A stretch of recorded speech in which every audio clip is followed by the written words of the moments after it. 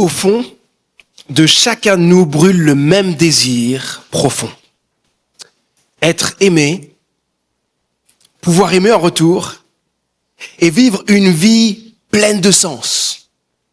Et savoir que aussi que nous construisons, ce que nous construisons laissera une empreinte durable. Nous aspirons tous à une existence, une vie qui compte vraiment. Vous êtes d'accord avec cela? Mais regardez autour de vous. Certains ont tout. Famille, carrière, accompli, richesse, reconnaissance sociale. Et pourtant, ils ressentent un vide. Pourquoi? Parce que l'amour vrai dont nous avons besoin, une vie qui a du sens et qui porte du fruit, une vie qui laisse une trace au-delà de la mort, ne se trouve pas dans le succès humain. Ça ne se trouve pas dans le succès humain. Jésus l'a dit sans détour, il est radical ici. Si un homme parvient à posséder le monde entier, tu penses à tout ce que tu pourrais gagner. Si un homme parvient à posséder le monde entier, peut tout avoir, à quoi cela lui sert-il s'il perd sa vie? Quelle parole! Alors je vous demande aujourd'hui, où en est votre vie? Est-ce qu'elle compte vraiment? Êtes-vous sûr que vous allez vivre après la mort? Êtes-vous sûr de ce qui va se passer après? Ce matin, je souhaite aborder le sujet de la nature de la productivité. Alors pour vous qui peut-être venez dans l'église, vous n'avez pas l'habitude d'être dans une église, vous dites « Waouh, on va prêcher sur la productivité, ça c'est bon ça !» Eh ouais. La nature de la productivité, le titre c'est « Nous sommes sauvés pour porter du fruit pour Dieu ». Dieu ne nous a pas créés ni sauvés pour vivre sans but ou nous consacrer à des choses qui sont éphémères. Sa volonté pour toi, pour moi, est bien plus grande. Nous avons été créés et sauvés pour porter du fruit pour lui. Vivre une vie pleine de sens et d'éternité. C'est bon ça. J'expliquerai plus loin tout à l'heure qu'est-ce que je veux dire par sauver. Nous concluons aujourd'hui notre série de prédications qui s'intitule « Porter du fruit, être productif pour Dieu ». Ouvrez grand votre cœur, grand vos oreilles, car dans Jean chapitre 15, c'est Jésus lui-même qui va nous révéler ce que signifie vivre une vie qui compte vraiment. Une vie qui a du sens. Le chapitre 15 que je vais lire s'inscrit dans un discours d'adieu que Jésus adresse à ses disciples, ses amis proches, avant sa crucifixion. Et donc je vais lire plusieurs versets maintenant. Jean chapitre 15, les versets 1 à 17. Et pour vous qui avez vos Bibles, vous pouvez prendre le temps de les trouver, de trouver ce texte. Et je vais le citer maintenant. Jean, chapitre 15, versets 1 à 17.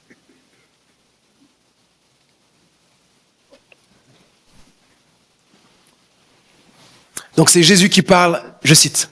« Moi je suis le vrai plant de vigne et mon Père est le vigneron.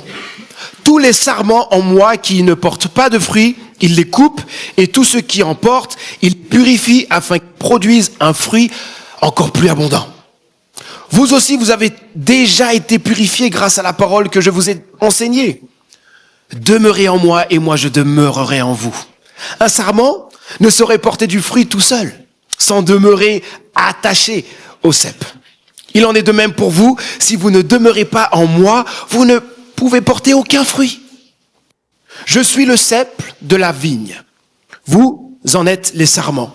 Celui qui demeure en moi et en qui je demeure portera du fruit en abondance, car sans moi, vous ne pouvez rien faire. Si quelqu'un ne demeure pas en moi, on le jette hors du vignoble comme les sarments coupés. Ils se dessèchent, puis on les ramasse, on y met le feu et ils brûlent. Mais si vous demeurez en moi et que mes paroles demeurent en vous, demandez ce que vous voudrez. Vous l'obtiendrez. Si vous produisez du fruit en abondance et que vous prouvez ainsi que vous êtes vraiment mes disciples, mon Père sera glorifié aux yeux de tous. Comme le Père m'a toujours aimé, moi aussi je vous ai aimé. Maintenez-vous dans mon amour, donc dans mon amour. Si vous obéissez à mes commandements, vous demeurerez dans mon amour, tout comme moi-même j'ai obéi aux commandements de mon Père et je demeure dans son amour. Tout cela, je vous le dis, pour que la joie qui est la mienne vous remplisse vous aussi et qu'ainsi votre joie soit complète. Voici quel est mon commandement. Aimez-vous les uns les autres comme moi-même je vous ai aimé. Il n'y a pas de plus grand amour que de donner sa vie pour ses amis. Vous êtes mes amis si vous faites ce que je vous commande. Je ne vous appelle plus serviteur parce qu'un serviteur n'est pas mis au courant des affaires de son maître. Je vous appelle mes amis parce que je vous ai fait part de ce que j'ai appris de mon Père. Ce n'est pas vous qui m'avez choisi. Non, c'est moi qui vous ai choisi. Je vous ai donné mission d'aller, de porter du fruit qui soit durable. Alors le Père vous accordera tout ce que vous demanderez en mon nom. Voici donc ce que je vous commande, aimez-vous les uns les autres. Quelle richesse, ce qu'on vient de lire. Et on va méditer sur ce texte quelques instants. Mais je ne pourrais pas dire tout ce qu'il y a dans ce texte. C'est tellement riche qu'on pourrait être là l'année prochaine. Premièrement, sans Jésus, aucune productivité réelle. Mes amis, sans Jésus, nous n'avons rien. Zéro. Nada. Pas de vie authentique, pas de fruits durables, pas d'avenir véritable. Juste avant la crucifixion, Jésus donne cette image simple, mais puissante à ses disciples. Il est la vraie vigne, les chrétiens sont les branches, et puis Dieu le Père est le vigneron. Et une chose qui est assez radicale, une branche coupée, ça donne quoi? Rien. Pas de raisin. Pas de vie. Ça sèche, ça meurt, et ça finit, on a entendu, dans le feu. Très radical, n'est-ce pas? Et Jésus est radical ici. Jésus s'adresse certainement à ce moment-là, quand il parle de feu, il parle de jugement, il parle certainement à ceux qui se disent chrétiens, mais ne le sont pas réellement. Dire simplement « je crois en Dieu » ne suffit pas, les amis. Dire « je vais à l'église », ça ne suffit pas. Enchaîner quelques bonnes actions pour se donner bonne conscience, ça ne suffit pas.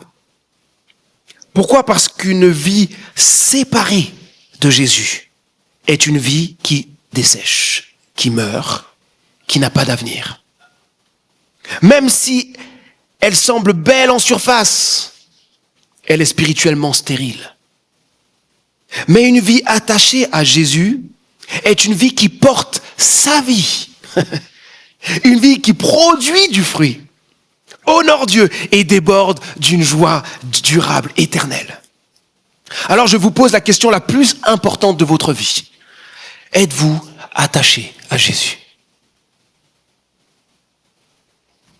Avez-vous reçu sa vie en vous? Avez-vous l'assurance de sa présence en vous, de la vie éternelle? C'est tellement important, cette question.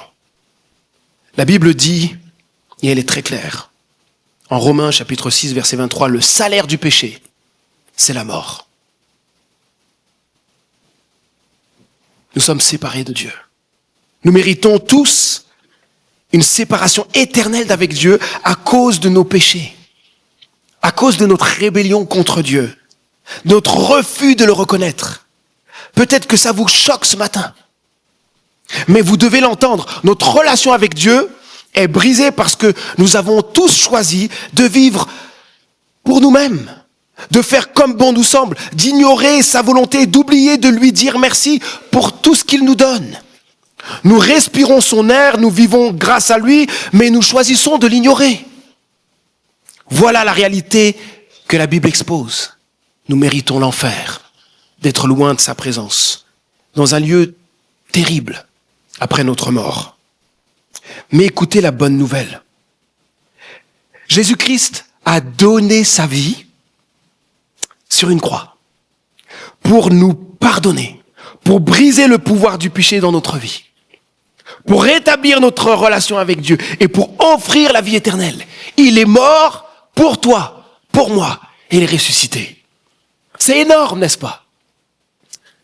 Mais nous devons comprendre ceci. Ce cadeau ne devient réel que si vous dites oui.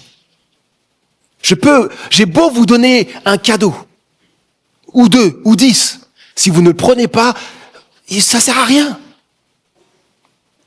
Vous devez décider ce matin. Mettre votre confiance en Jésus, dire oui à son amour, dire oui à son pardon, dire oui à sa vie, ou refuser. Et dire oui, c'est ce que vous avez vu ce matin, c'est aussi s'engager à vivre pour lui. Et ce n'est pas quelque chose qu'on doit se dire, oh, on verra ça demain. On verra ça plus tard. Peut-être qu'un jour, on verra ça. Non, c'est maintenant.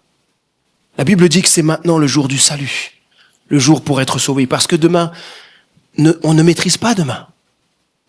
Viens à Jésus, ouvre-lui ton cœur, expérimente sa présence, son amour et une vie qui a du sens et qui compte pour l'éternité. Le jour où j'ai dit oui à Jésus, ma vie a totalement changé. Et je suis tellement heureux de lui appartenir. Tu as besoin de cette vie en toi. Comme le dit Jésus lui-même, il le dit à toi ce matin, venez à moi, vous tous qui êtes fatigués et chargés, et je vous donnerai du repos. Je vous donnerai ma présence, je vous donnerai ma paix, je vous donnerai la vie éternelle. Je vous donnerai tout ce dont vous avez vraiment besoin. C'est son invitation pour toi aujourd'hui. Mes amis, une fois que nous avons mis notre confiance en Jésus-Christ, il faut se souvenir chaque jour d'une vérité. Et cette vérité est simple. Sans Jésus-Christ, je ne peux rien faire. Jésus l'a dit clairement, sans moi, vous ne pouvez rien faire. Pas un peu, pas à moitié, rien. Nous pouvons travailler dur, réussir, cocher toutes les cases, mais si nous ne sommes pas connectés à Jésus, tout cela reste stérile et vide. Et on a besoin de l'entendre parce qu'on a tendance, nous chrétiens, oui, à vivre comme si cette parole n'était pas vraie. Avez-vous vraiment chaque jour prié pour dire à Dieu, j'ai besoin de toi, pour vivre cette vie, cette journée? On a plutôt tendance à mettre les pieds devant et on y va pour vivre la journée, vivre nos combats, nos luttes de quotidien, mais sans dépendre de Jésus. Donc nous avons besoin de nous rappeler cela. Imaginez 2 hommes, même travail, même résultat sur le papier, identique. Mais l'un est attaché à Jésus, l'autre non. Aux yeux de tous, pareil. Mais aux yeux de Dieu, pas du tout. Pourquoi? Parce que Dieu ne mesure pas la productivité comme nous.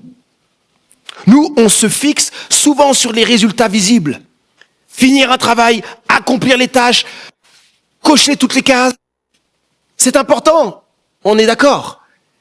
Mais ce n'est que la surface. Dieu regarde plus profond que ce qui est visible. Regan Rose, dans son étude sur la productivité chrétienne, a écrit ceci. La productivité chrétienne se compose de 3 niveaux. Premièrement, le caractère interne. Pourquoi? Deuxièmement, l'obéissance externe. Comment? Et troisièmement, la performance pratique. Quoi? Ces niveaux forment le pourquoi et le comment et le quoi de la nature d'une productivité qui honore Dieu. Alors il faut que je vous explique, parce que là, peut-être vous dites, mais c'est quoi ce truc? Alors c'est un peu le livre, c'est même pas un peu le livre, c'est le livre qui nous a conduit dans cette série de prédications tout au long de ce mois de septembre. Et franchement, il est excellent. Et un grand merci encore à Joël qui me l'a offert. Je me suis régalé. Le caractère interne, qu'est-ce que c'est?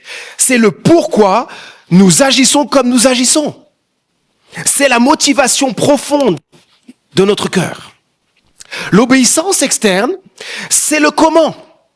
Est-ce que je fais ce que je fais par obéissance à Dieu ou non? Et enfin, la performance pratique, c'est le quoi. C'est ce que nous accomplissons, ce qui devient visible dans notre vie. Dieu regarde les trois, et surtout le pourquoi et le comment. Notre caractère, notre motivation profonde, notre obéissance, notre fidélité derrière nos accomplissements. Si on saute le caractère et l'obéissance à Dieu, on risque de tomber dans l'hypocrisie. Faire beaucoup de choses, mais sans honorer Dieu. Prenons un exemple concret, l'intégrité. On peut être honnête simplement parce que c'est quelque chose d'intéressant, facile. C'est déjà bien, sûrement. Mais l'intégrité qui honore Dieu naît d'un cœur transformé. Nous sommes intègres par amour pour Dieu, parce que nous voulons lui plaire, parce que nous aimons notre prochain. Ça change, hein? Ça change tout là. Même résultat extérieur, oui, mais pas la même source, pas la même finalité. Dieu regarde non seulement ce que nous faisons, mais pourquoi et comment nous le faisons. Soyons honnêtes ce matin. Souvent, nous voulons juste le produit fini, montrer les résultats, être reconnus. Mais posons-nous la vraie question, les vraies questions. Dans tout ce que nous faisons au quotidien, avons-nous grandi dans notre caractère? Est-ce que nous ressemblons plus à Jésus? Aimons-nous davantage notre prochain? Cherchons-nous vraiment à plaire à Dieu? Est-ce que nos motivations réjouissent vraiment son cœur, le cœur de Dieu? Malheureusement, et là il faut être honnête, la réalité, mes amis, c'est ça. L'orgueil et l'égoïsme sont profondément enracinés en nous. On glisse si facilement dans ces recherches. Besoin d'exister, besoin d'être reconnu, besoin d'être applaudi, besoin d'être important. On veut briller, on veut que notre nom soit sur les lèvres de tous. Mais en faisant ça, on cherche plus la gloire de Dieu, mais notre propre gloire. Alors écoutez bien. Vivre pour sa propre gloire, c'est un impasse. Mais vivre pour la gloire de Dieu, c'est une vie qui porte du fruit et qui compte pour l'éternité. Voilà pourquoi Jésus insiste. Sans moi, vous ne pourriez rien faire. Il ne s'agit pas simplement des choses que nous faisons, mais des choses internes en nous. Chaque jour, mes amis, il faut accepter cette vérité. Si Jésus n'agit pas en nous, si son esprit ne transforme pas nos motivations, nous n'aurons jamais le bon caractère, nous n'aurons jamais les bonnes attitudes, nous n'aurons jamais les bons désirs qui lui plaisent. Pourquoi? Parce qu'au fond, nous sommes centrés, tout le temps, souvent centrés sur nous-mêmes. Trop tournés sur moi. Nous avons besoin de sa vie, de sa sève, de sa puissance de vie en nous. Alors retenons ceci ce matin. La vraie productivité commence quand on reconnaît notre besoin total de Jésus. Dépendre de lui à 100%, pas à moitié, pas quand ça nous arrange, pas juste le dimanche, tout le temps. C'est total. Deuxièmement, avec Jésus, notre vie porte du fruit. Dieu désire ardemment que chacun de nous reste connecté à Jésus pour porter un maximum de fruits. Dieu veut qu'on explose en fruits. Et regardez la progression dans Jean 15, il est dit porter du fruit, verset 2.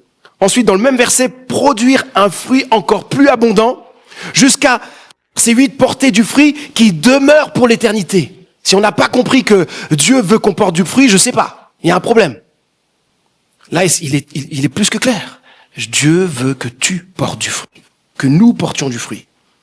Et Jésus dit au verset 2, « Tous ceux qui en portent, il les purifie afin qu'ils produisent un fruit encore plus abondant. » Il s'agit de Dieu le Père qui est là comme un jardinier attentif. Il prend soin des branches que nous sommes. Ça veut dire quoi? Il taille, il coupe, il émonde, et parfois ça fait mal, parfois ça pique, parfois on ne comprend pas, mais retenons ceci, Dieu agit toujours en nous avec ce but précis, nous faire grandir, nous purifier, nous rendre féconds. Et Dieu utilise tout, sa parole, les frères et sœurs chrétiens, même nos épreuves, pour nous façonner, toujours dans ce même but, que notre vie déborde de fruits pour l'honorer. Au verset 16, Jésus dit quelque chose d'incroyable. Ce n'est pas vous qui m'avez choisi. Non, c'est moi qui vous ai choisi. Je vous ai donné mission d'aller, de porter du fruit qui soit durable. Jésus a pris l'initiative pour toi et pour moi. C'est touchant. Il nous a sauvés par sa mort et sa résurrection et il nous attire à lui. Pourquoi? Pour nous offrir non seulement l'intimité avec lui, mais pour une mission éternelle. Aller porter du fruit, un fruit qui demeure, qui dure. Ok, mais quels sont les fruits? On parle beaucoup de fruits, mais on ne sait pas de quoi il s'agit. Alors j'en mange beaucoup des raisins, là, en ce moment, c'est la bonne saison, donc et Fanny nous en achète plein, là. Et donc je suis constamment à en manger.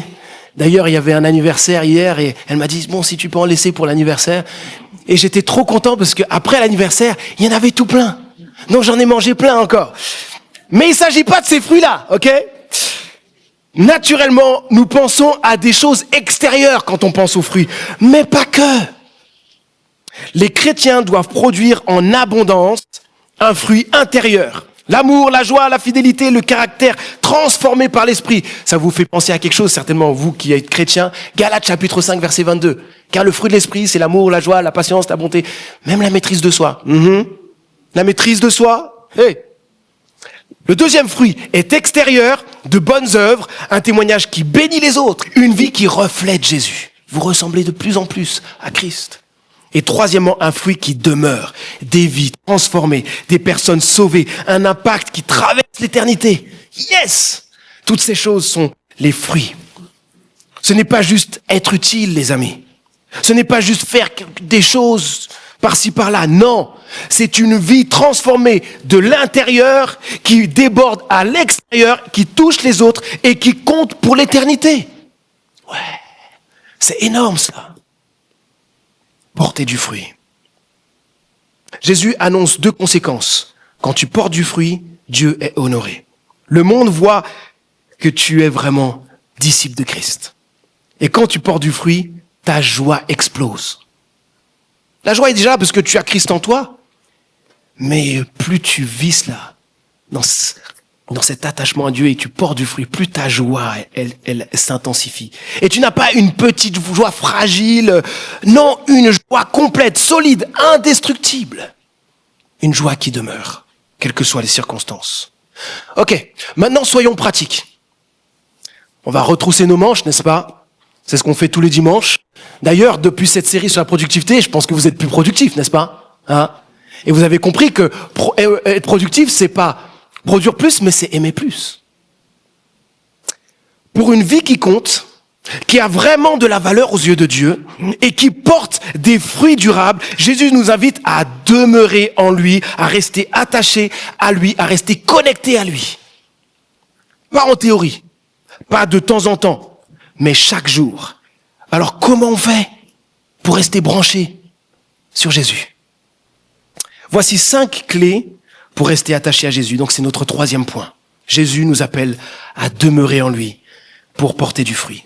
5 clés pour nous ce matin, afin de porter du fruit. Premièrement, sa parole.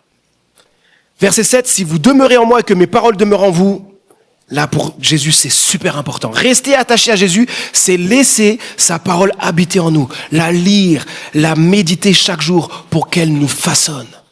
Ne laissez pas la Bible de côté. Lisez-la, méditez-la.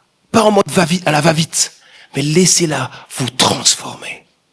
Et n'oubliez pas à lire sa Bible. J'entends des gens je parle avec eux et puis je leur dis, comment ça va dans ta relation avec Dieu? Moi, je lis pas beaucoup ma Bible. Aucun rapport. Aucun rapport. Ta relation avec Dieu C'est pas juste une lecture. C'est une vie. Et quand on passe du temps dans la parole de Dieu, c'est un temps de rencontre avec Dieu. Il faut avoir cela en tête.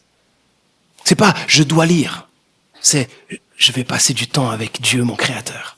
Il m'aime d'un amour incroyable. Lisons, méditons cette parole afin qu'elle nous façonne. Le deuxième, la prière. Demandez ce que vous voudrez et cela vous sera accordé. C'est marrant parce que Jésus parle de demande ici. Mais il dit qu'on est ses amis. Il parle d'amitié. Ce n'est pas juste là, on va dans la présence de Dieu et puis bon, et on est là juste pour demander. C'est une relation. Restons attachés à Jésus par la prière. Et donc parlez à Jésus comme un ami, parce qu'il est votre ami. Tout au long de la journée. Pas juste de temps en temps, par-ci, par-là. Et osez lui demander des choses pour vous-même, pour les autres, selon sa volonté, car il veut répondre. Dieu veut répondre. Et bien sûr, vous l'avez entendu, c'est prier selon sa volonté. Troisièmement, l'obéissance. Verset 10. Si vous gardez mes commandements, rester attaché à Jésus, c'est lui obéir. Et il ne s'agit pas d'une obéissance par contrainte, mais par amour, en écoutant sa parole. C'est parce que je l'aime. L'amour fraternel, 4e point. Verset 12. Voici mon commandement. Aimez-vous les uns les autres comme je vous ai aimé. Il le dit 2 fois. C'est tellement important pour Jésus. Demeurer en Jésus, ce n'est pas vivre en solo, les amis. C'est rester unis à la famille de Dieu. Par un amour concret, pratique. Voilà pourquoi s'engager dans une église locale, c'est tellement important. Mais tant de chrétiens passent à côté de l'engagement. Ils viennent à Pâques et à Noël. Ils viennent de temps en temps. Mais Dieu veut un vrai engagement qui vous permette de vivre la vie de famille. L'encouragement mutuel, être boosté dans votre foi, s'aimer en parole et en acte. J'ai gardé le meilleur pour la fin. 5e, son amour. Son amour. Écoutez le verset 9. Comme le Père m'a toujours aimé, moi aussi je vous ai aimé. Maintenez-vous donc dans mon amour. Waouh! Écoutez bien, ici c'est le sommet de ce que Jésus est en train de dire. Ça transpire de tout cela, de cela. Le cœur de tout est là. Alors que nous méritons la mort, l'enfer, d'être loin de lui à cause de nos imperfections, à cause de notre rébellion contre lui. Jésus, malgré tout, nous aime d'un amour fou. Un amour immense, profond, incommensurable. Un océan dans lequel nous pouvons plonger sans jamais toucher le fond. Est-ce que vous réalisez cela? Quand vous réalisez que Jésus a fait ce que Jésus a fait pour vous, sa croix, son pardon, sa grâce, le cadeau du Saint-Esprit et son amour immense, alors oui, lire la Bible, prier, obéir à Dieu, aimer les autres, demanderont des efforts. Mais ce ne sera pas un poids, ce sera une joie. Et voilà le secret pour nous tous. Quand vous demeurez dans son amour, tout change. Vous ne servez pas Dieu pour gagner des points. Vous le servez parce que vous êtes tellement aimé et comblé de son amour. Vous lui obéissez parce que vous voulez lui ressembler. Vous vivez pour lui, que votre cœur déborde de reconnaissance. Alors par-dessus tout, rappelons-nous chaque jour son amour. Regardons à la croix. Le meilleur conseil que je puisse donner à Théophile, c'est regarde à la croix jour après jour. Remplis ton cœur de gratitude. Sois constamment dans la reconnaissance. Son amour est ce qui va te faire grandir. Ce qui va te faire grandir chaque jour. Les amis, parce que nous devons remplir notre cœur de son amour, parce que cet amour, c'est cet amour qui va nous soutenir dans nos efforts, qui va nous relever dans l'échec, nous faire persévérer dans les combats. Mes amis, vivons chaque jour dans cet amour incroyable. Amen. Je conclus. Retenons ceci. Sans Jésus, aucune productivité réelle. Avec Jésus, notre vie peut porter vraiment du fruit. Et Jésus nous appelle donc à demeurer en lui. Alors pour nous, qui appartenons déjà à Jésus, la décision est claire. Restons attachés à lui, coûte que coûte. Et si nous nous sommes éloignés ce matin, redemandons à Dieu pardon. Et attachons-nous de nouveau à Jésus-Christ. Ne remettons pas ça à demain. Aujourd'hui est le moment pour prendre ces décisions importantes. Seigneur, je te demande pardon. Aide-moi à rester attaché à toi. Je décide ce matin que chaque jour, je reste attaché à toi. Et j'aimerais maintenant m'adresser à ceux d'entre vous qui n'ont pas encore dit oui à Jésus. Peut-être que vous venez à l'église, peut-être que vous connaissez des choses sur Dieu, mais vous n'avez jamais ouvert votre cœur pour recevoir son pardon, son amour, sa vie. Jésus vous appelle aujourd'hui. Il veut pardonner vos fautes, briser la puissance du péché dans votre vie, vous donner une vie qui a du sens, une vie qui compte pour toujours. Si c'est votre désir, il va y avoir une prière qui va s'afficher derrière moi et je vais la prier. Si on peut juste éteindre une ou deux lumières pour qu'on puisse mieux voir la prière. Et donc je vais la citer et c'est juste, voilà, prendre cette prière avec moi. Mais c'est pas une formule magique, c'est vraiment votre cœur devant Dieu pour vous approcher de lui.